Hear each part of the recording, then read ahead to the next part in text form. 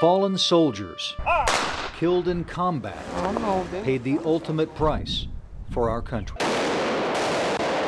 But what happens to tens of thousands of troops who defy orders to go to war? I'm blown away. This is way better than anything I could have imagined. Last week, Sergeant Matthis Chiroux, a decorated Army reservist who refused to serve in Iraq, was given a general discharge under honorable conditions, even though he demanded the prosecution of President Bush and participated in what he called radical political action. It does mean I'll keep my benefits. It does mean that I will not be discriminated against when I seek out, or if I seek out, future federal employment, and this is a just decision. But despite what he calls a just victory, Chiroux insists, just like those who did go to war, he has suffered too. Because there are those in the world who feel like, because their families they perceive may have suffered more than I in this whole illegal mess, that it's somehow not fair for... But how have you suffered, Matthis? How have you suffered in all of this?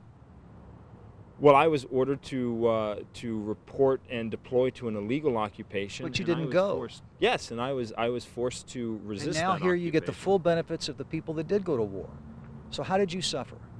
You seem to have benefited by not going to war, while thousands of other troops did go to war, and they've got no more benefits than you. Well, that is entirely unfair. But despite what you may think, Chiroux's case is not unique. Since 9/11, nearly 8 years ago, the Army says 28,000 reserves, active soldiers still under contract, and members of the National Guard have been mobilized. Fewer than 400 of them refused to go.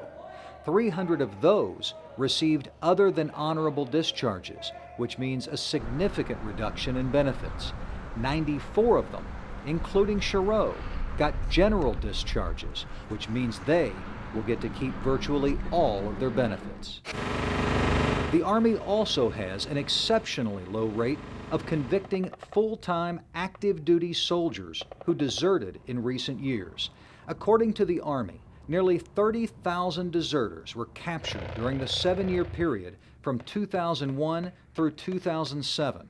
Only 584 were convicted of desertion, a conviction rate of less than 2%. Why would a fellow refuse to fight for his country?